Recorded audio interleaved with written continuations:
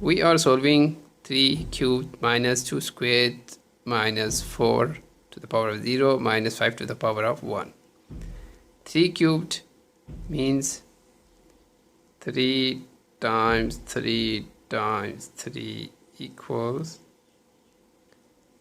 27, right?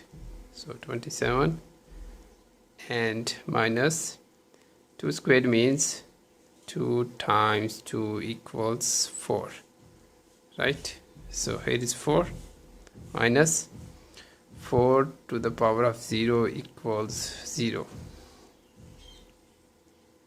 No, 4 to the power of 0 equals 1, right? Minus 5 to the power of 1 equals 1.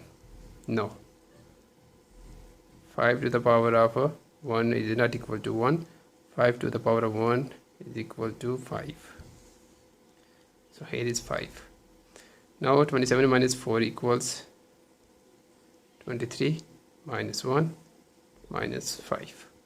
Now 23 minus 1 equals 22 and minus 5, and 22 minus 5 equals 17.